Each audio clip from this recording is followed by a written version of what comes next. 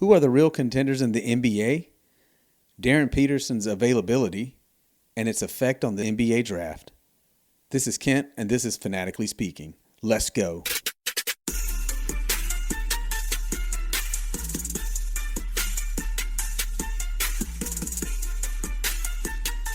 All right, everybody, we're after the All-Star break, and now we kind of we're starting to get a clear picture of who are the real contenders in the NBA. Now, there's a couple who are, obviously, they stand out, but they have their kryptonite or their counterpoint. And we're going to get into the East and the West.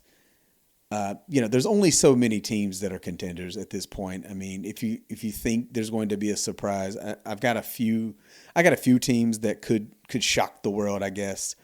But at the end of the day, there's only going to be a few that's real contenders. Right now, if you look at the standings, I mean, there's only, like 3 teams that do not have 20 losses. So, I'm sorry, 4 teams. There's a shocker in there, the Boston Celtics. So, yeah. So, Detroit Pistons, they've been the top seed in the East pretty much all season, and they've been rolling lately. Big wins, obviously against the New York Knicks, who they have just owned, which that matters since they're in the same, conference. And then they've had, really good games against the Spurs. They lost. Other teams come in, they battle, but Detroit's been pretty all season long. They're like the new OKC, and we say that because last year OKC was the young up-and-coming team, and then all of a sudden they just dominated. They're dealing with injuries. They're still the top seed in the West right now, and I'm going to get to them. But, of course, they got the Spurs right on their tails, and, of course, the Spurs have had their number. So that all comes into play here.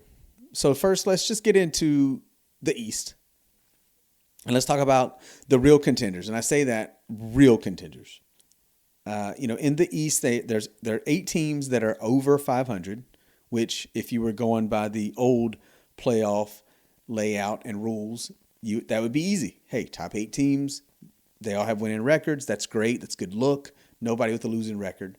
You add in the play-in. You get the Hawks and the Hornets, again, hanging on there to that 9 and the 10. And we've talked about I've talked about the Hornets, being a hot team and on a real winning streak and having good vibes this year in the year 2026.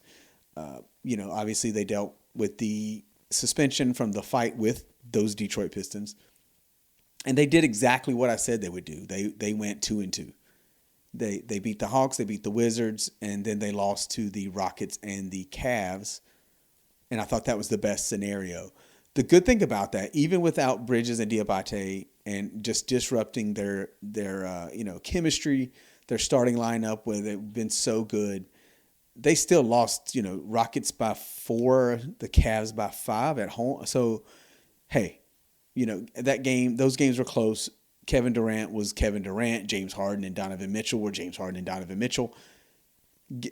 There's moral victories sometimes. And what the Hornets have been doing, with a full squad, who knows what could have happened in those games. But that's the bottom of the pecking order. The real contenders in the East. Again, I mentioned Detroit. And Detroit, again, they're a surprise for a lot of teams this season, which is not a, that, again, no one had them, doing what they're doing.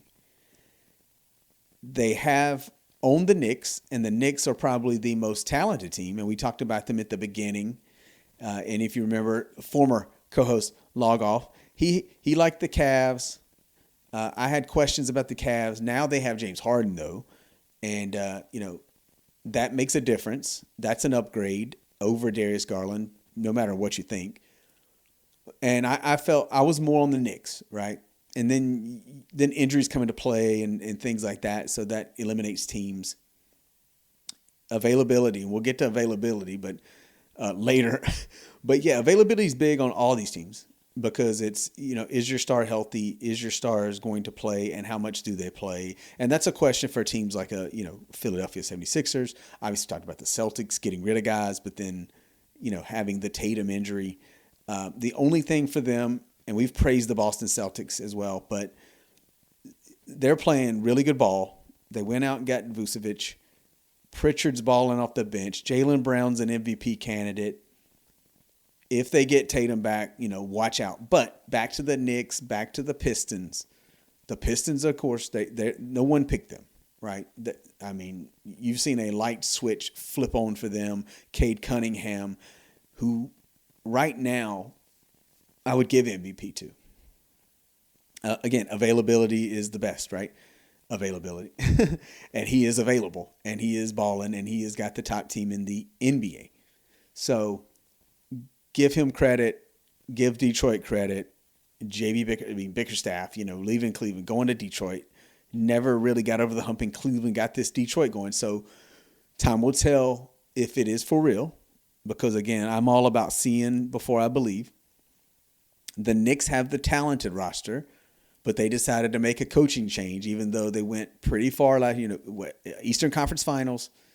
They lost to the Pacers, and they decided, Thibodeau out, Mike Brown in. Mike Brown's success has come when he had LeBron James. I like him. I think he's a pretty good coach. But again, for the New York Knicks to say, hey, this is our guy that's going to get us to that next level, there are question marks. So for the Knicks, though, they came into this year, they knocked out the Pistons last season in the playoffs. The Pistons have been just hell-bent on beating the Knicks. Now, they've beaten everybody. But the Knicks mainly, they wanted to get that revenge and show them that, hey, we can beat you. We're not scared of you and your talented roster. And I think they feel like the Knicks are their most competitive opponent, right? That's the team they think, that's the team we have to beat to make it to the next round, to the next level, to the NBA Finals. I did bring up a stat, though. And it goes back to last season. Speaking of the Celtics, speaking of the Knicks were dominated in the regular season last year by the Celtics. They went 0-4, and their losses was a combined by 65 points. But then came the playoffs, and the Knicks eliminated the Celtics. Now we all know Tatum obviously got hurt, but at that same point, the Knicks still overcame the regular season that they could not beat the Boston Celtics. What I'm saying is, you could say right now Detroit owns the Knicks in the regular season. Can they do it in the playoffs? That's where you make your money. That's where you make your fame. I talked about this before. It's regular season is different for everybody. This is an accomplishment for Detroit to have a good regular season. But if they don't do anything in the playoffs, then it's like, oh, well, you are just another team that had a good regular season and then bombed out in the playoffs. We know what the Knicks have. Could they do the same thing to the Pistons, where they have been dominated by Detroit this season? I don't have the stats with me. I mean, it's, about like 80-some points or maybe the same, right? They just can't beat the Pistons. They just got punked into Madison Square Garden right after the All-Star break, which you could say, hey, the break, whatever. There's all kinds of excuses you can make. Or you could say Cade Cunningham went in there and dominated. So those two teams to me are the real threats. Again, Boston, if they get Tatum back, then I think they're a threat. Because again, they're playing so well without him. You can't tell me that he would mess up chemistry, or he would mess up flow, or he would mess up anything. I think being a professional, being that he would be trying to, kind of get his way back, get his footing back on the court. You would think he wouldn't have to be the star. Let Jaylen Brown keep doing what he's doing. Let the rest of the team do what they do, and then plug in Tatum where you plug him in. Almost like Jordan. No. Do we want to compare Tatum to Jordan? No, I'm not going to compare Tatum to Jordan. But you want Tatum to be Tatum, but I don't think you need him to be like take over Tatum and superstar Tatum and all-star Tatum. Just, hey, be another piece in this season that we've built. and he's more talented than most of the guys that are playing right now. So adding Tatum to anything Boston's doing is a good thing for them. So if that happens, Boston is scary because, one, they've been there, they've won it, they've done it. Other teams here in the East cannot say that, right? Not that actually can compete here, right? It's been a long time for the Knicks, and again, they think Mike Brown's the answer. We shall see. I think Detroit's for real. I think New York could go on a run and go to the NBA Finals. Again, I picked them. I thought they were the team to beat. Even, I mean, they're deep. They've added other guys. Alvarado's balling out for them since he came over, playing with a purpose like he's always done, but now he's on a winner. Again, Brunson is unbelievable at his height and the way he plays and everything he does, and you just add in everything else. If you get something out of Towns, then that's awesome, right? They're going to have to play defense, though, and they did not play defense against Detroit. They got bullied by bench players and everybody on that team. So the Knicks have to step it up. The other team that is in the running as a real contender are the Cleveland Cavaliers. We talked about it. They added James Harden, Dennis Schroeder. So they have some veterans. But, again, the knock on James Harden is, he doesn't win when it counts the most.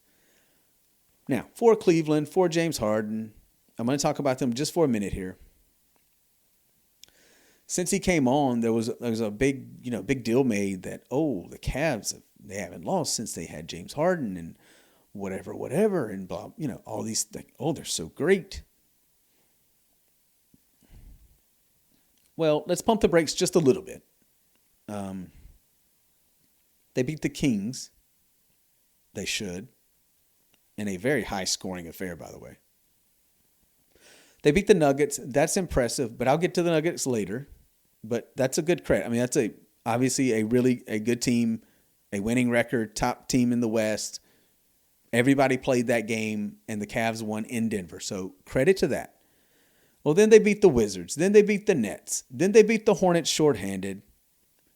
And then they just lost to the Thunder, who were missing Williams, Gilgeous-Alexander.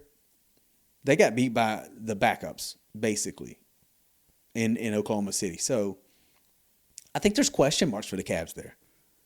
That, we were being told, well, look what they're doing with James Harden. And I would also say, well, look who they're playing. Look who they've beaten. So, even the Hornets do have a losing record. So you beat a team with a losing record, a hot team, though, but a shorthanded team without two starters.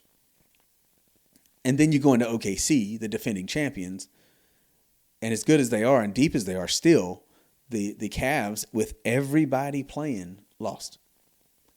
So, that's a knock on them. Now, coming up, they've got the Knicks, they've got the Bucks, and the Pistons. So 2 out of 3 there will show me what the Cavs are made of. They got the Knicks at home, and then they play at Detroit. So let's see what the Cavs do in that game, and it'll see if it sways me either way. But yeah, again, back to the standings. Detroit, Boston, New York, Cleveland, to me, are the only real threats to make a run. I know a lot of people talk about the Raptors, and they are right there. Don't get me wrong. They are right there. They are deep. They have some good weapons. Again, but you're asking me to believe in guys who have never won, though. So I can't get on that Toronto, and Philadelphia, again, is Embiid playing? Is he not playing? They've got a lot of talent. Could they make a shocker in the first round? Sure. I mean, you could look at this and say, okay, if the playoffs matched up the way it looks right now, just say it is what it is, right? That Charlotte, Atlanta don't get in. I don't see Miami causing a big stir. They might get out a win or two. Orlando has been very underwhelming this year, as we thought they would get better, but I don't think they're beating Boston. Philly and New York, that could be a good series. Cleveland, Toronto could be a good series, but I would still expect the top 4 teams to come out in all those series. At the moment, if you said, who do you think right now would come out of the East? And this, of course, is with, about 20, what do we got? About 20 games left, 25 games roughly. It's hard not to pick Detroit. It really is. I mean, I can't say that, but at the same time, I do have to see them do it in the playoffs. The Knicks had that magic last year and just came up short, so they could get that magic going again. You go to Cleveland again. James Harden, he never wins, so I don't know. I would still, me personally, I'm not Stephen A. Smith. I'm not giving up on the Knicks. I would sway to the Knicks by barely give them the edge over Detroit. And that's just me, a gut, me and my gut feeling. That's not saying I don't believe in Detroit. I'm just saying gut feeling. But Detroit, New York's got to get tougher. Detroit, like I said, they punked them. Knicks have to get tougher though. But again, those two teams are really the key teams that I think, you have your nemesis. And I think Detroit and New York. But again, back to that fight with Charlotte and Detroit, I keep saying I want to see Detroit and Charlotte in the first round. Charlotte wasn't scared. They didn't back down like New York did, just so everybody knows. As for the West, you got at the top OKC, San Antonio, tight race. Houston, Denver, LA, Minnesota. Then you get into Phoenix, Golden State, Portland, Clippers. The Clippers, they're scary. But again, if you listen to Kawhi, he's already given up. He said they're not real contenders now. So, just Kawhi being Kawhi. Even though they played really well, with Harden, without Harden, they were playing well. One of the top teams in the NBA, this year, like the Hornets. The Blazers are just up and coming and balling out of their mind, but not going to win in the playoffs. Golden State, if they get Curry, who knows? I don't see any upsets happening. So Phoenix, who we talked about being really impressed with them, like Boston, of what they've done with their team this season. Again, I don't see them upsetting anybody. So again, now you've dwindled it down to the top 6 teams. Out of the top 6, who do I believe are real contenders? OKC, obviously, they're contenders. They're going to get SGA back. They're going to get healthy. They'll be right there. Now, do they have the same domination that they showed at the first of the season? I don't think so. They showed that they can be beat, and that showed. And one team that has been able to beat them the majority of the times they've played are the San Antonio Spurs, and the Spurs look really good, right? They just came off beating the Detroit Pistons. They tried to get physical. They tried to do all the things they did to New York, to San Antonio, to Wemby, slow him down, and it didn't work, right? They overcame it. San Antonio, a young, up-and-coming team, give them credit. They're way ahead of schedule, and I really like the Spurs. Now, I'm a Spurs fan too, but, outside of the Hornets fan, I'm a Spurs fan. So, it does excite me that they are playing so well and doing so well. So let's see how that ends up with them. But they are a real contender. Houston. Now, they blew a lead in New York. And normally I would say, like I mentioned San Antonio, Detroit. I do care about that because Detroit's the top team. Now, like for New York to lose to the Pistons but then beat the Rockets, it's kind of like, oh, well, like how did you pump yourself up to beat the Rockets, but you couldn't for the, Pistons play a little better. So still impressive by the Knicks beating the Rockets, and then the Rockets come back. They've inched their way to the 3 seed. It's kind of a back and forth, up and down with the 3, 4, 5 seed for the most part. Minnesota hasn't got too involved in that yet. I think Houston's a contender. I wish they would have got a point guard at the deadline or pick somebody off waivers, release something. They didn't.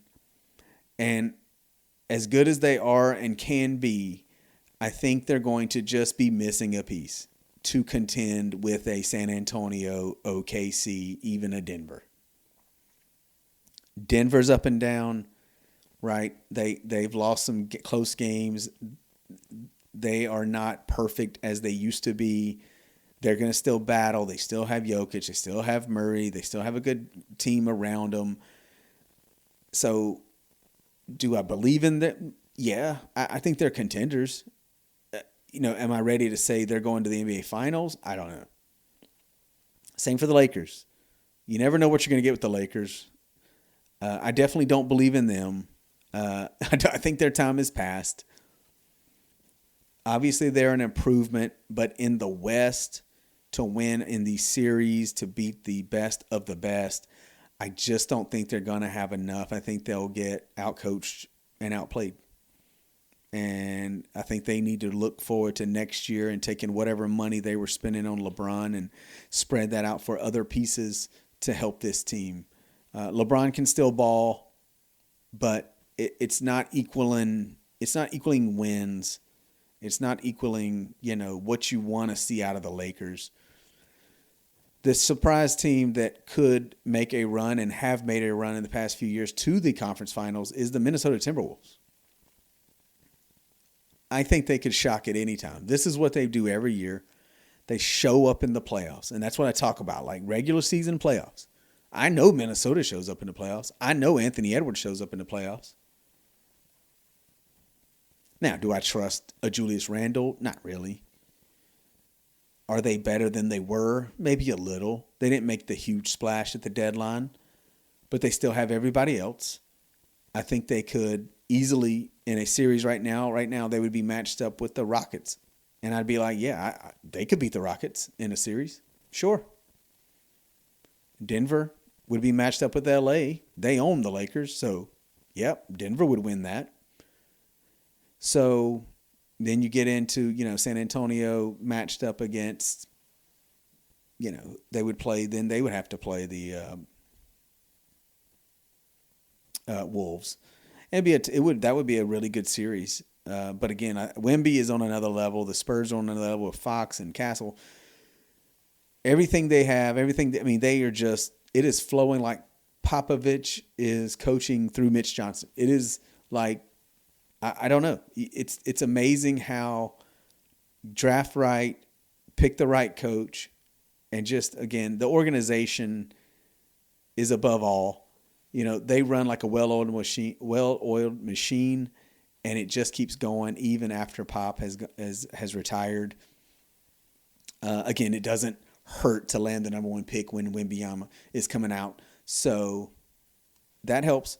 If I'm picking right now, again, I am going off the regular season a little bit, and I think the Spurs, they're in the Thunder's head a little bit. And that would be, go down to Game 7, Western Conference Finals, and I would still pick the Spurs to come out of that. So again, if I'm picking right now, I know I'm going on a ledge because the Knicks and the stupid NBA Cup, of course whoever wins that normally loses in the first round, so that's not good for them.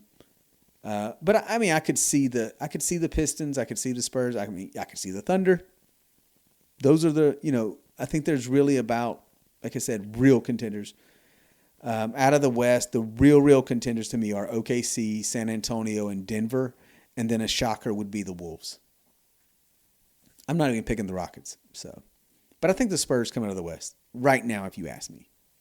And but we shall see. Again, that just goes, we're going to look at, again, right now, what are we looking at? What does it look like? How are teams playing?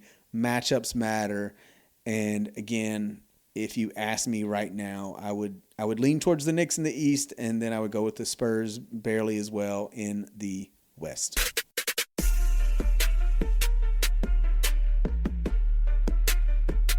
All right. So the next topic has been a hot one lately, and it kind of goes to college basketball, but it still involves the NBA because it involves the draft and teams picking at the top of the draft. And we have to talk about the Darryn Peterson availability at Kansas. The big talk, obviously, he's missed a lot of games. Rumor is he's missed games in which he's had cramps, and it's last minute where he just says, hey, coach, I can't play tonight. And it's kind of affected Kansas from being maybe top 5 team to, instead of a top 10, top 15 team, and a championship contender, a Final Four pick maybe. Now, they just beat Houston, but Houston has also lost 3 in a row. If you watch Darryn Peterson play, there's no doubt he is unbelievably talented, and there's a reason he's been on the top of the mock drafts, the whole season. But his availability has been the question. So we have to say, okay, what does that mean? What does that mean going into the draft? What does that mean for him? A lot of it has been rumored to do with his NIL deal. That he was promised a certain amount of money, he didn't get it, so he's playing less because he got less. So I have a few takes on this. One, again, just like college football, college basketball, and this is the biggest story probably since the NIL coming out of college basketball. It's a business. Don't get it twisted. There are no student athletes in basketball and football anymore at this level. It's a business, right? He's getting paid to play college basketball because he has to go 1 year. So now, this is what you get. You're going to get guys who say, well, I'm not risking it because you didn't pay me, or I'm not risking it because I don't want to get hurt. Or, I say he's already NBA ready. That's what the NBA does, right? They get their money and then they pick and choose when they play. So he's ready for the NBA. So when you talk about does that affect his draft? Does that, his stock, and do teams care? It's going to be a conversation for sure if they're going to pick him number 1. You land that number 1 pick, you don't want to miss. And it depends on who gets the number 1 pick. What, are you trying to get the best player? You should pick the best player available, but there's a lot that goes into that. Character is a big thing. I don't question his character. I mean, I put it in the same aspect or the same category as, college football guys don't play in bowl games. He's just saying, regular season, some games, maybe I don't feel like playing. I don't want to risk it. I got my, my hammy's tight. I got a cramp. I got this. Yeah, I got, we don't know. It's kind of a question for everybody, and I don't know that they've really answered it. He says he loves basketball. I believe that's true. But also, when there's millions of dollars on the table, that's also very true. And whatever he's getting paid in NIL is going to not compare to what he could make in a career in the NBA, or even the first deal, the rookie deal in the NBA, and then the first payday in the NBA. Again, staying healthy, he'll get there. So injury is not the question, right? It's how injured is he? Is he committed? Is he, is he kind of an up and down kind of guy? Will he be available? Is he a leader? These are all things that you have to question when it comes to him, and if you're going to pick him number 1. Now, again, he's going pro no matter what. He's going to get drafted high no matter what. If he doesn't go 1, he's going to go 2. Right? I mean, now you could get into needs and things like that, but in my mind, I cannot foresee him not being in the top 2 picks of the draft. So as we look at the draft and we look at what does that mean and what teams are up there and who else is up there to get picked in the draft, right? I'm only really looking at the top 5. It's a pretty good draft. I'd say, it's pretty good. It's very top heavy too. But you got Peterson, you got Devonta, you got Boozer, Caleb Wilson, Kingston Flemings, and then you get guys like, Darius Acuff and guys like that. But those 5, that's a solid top 5. This could be a draft where you talk about the top 5 picks for a long time. Now, who's going to end up with those picks? And who would you pick if you're not picking Darryn Peterson? Is it Dabansa? Is it Boozer? Nobody, I'm very impressed with Dabansa. So, if you have any questions about Peterson, then maybe you go that route. Obviously, every team's going to do their homework. They're going to do their workouts. They're going to do their all the pre-draft work stuff to decide on who they want and who they, are going to pick. And looking at that, you got to think about what teams could be up there to pick number one, or just the top five. Right now, and this is no complete order because you got tiebreakers and there's still games to be played. But right now, the Sacramento Kings have the worst record. Then you got the Indiana Pacers, the Brooklyn Nets, the New Orleans Pelicans, which that'll go to Atlanta, and then the Washington Wizards. And right outside of them, you have the Jazz, the Mavericks, the Grizzlies, the Bulls, and then the Bucks. The Bucks, if they get that high, it won't be their pick because of trades and things like that. So the Pelicans are out of luck. They're terrible, and they just they wanted Derek Queen, so now the Hawks will get their pick. so the Hawks are up there to get even better. The Jazz have loaded up, obviously, with Jaren Jackson and other deals and young guys. So, the Mavericks, that would be unbelievable if they got lucky again to get in the top three. Let's just say three, but I think top five for them is a win. Brooklyn needs a star. The Pacers are benefiting off of Halliburton's injury. And just imagine, right, they made the deal with the Clippers to get Zubats. Imagine them getting, a top four pick. They would own that. Outside the top four, it goes to the Clippers because of that trade. So, imagine the Pacers adding a Boozer, right? Or just any of those guys to their team that's already, loaded and was in the NBA Finals a year ago. Sacramento needs anything. They need a star, but they're a poorly run organization. Look at all the guys that they've had. Look at all the top picks that they've had, and now they are no longer there. They have traded them away.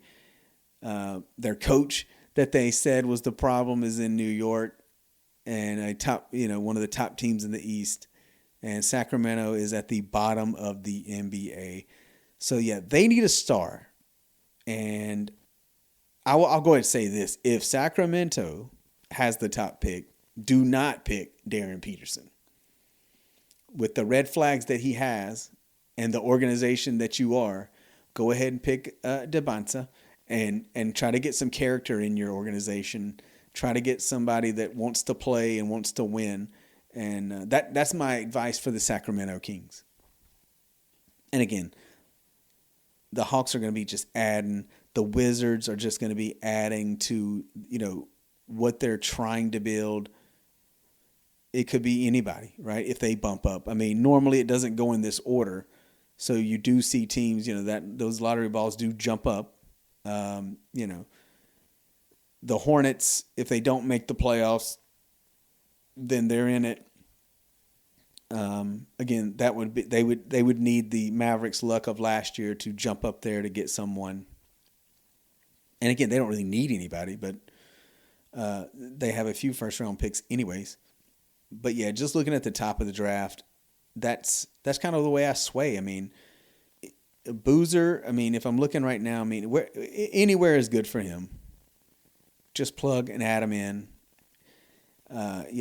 But that Sacramento is a real key one, which normally the worst team doesn't get the top pick. The way the draft lottery is, and it normally doesn't work out that way. I would, if I'm guessing, the top pick, it might be an Indiana or a Brooklyn, most likely.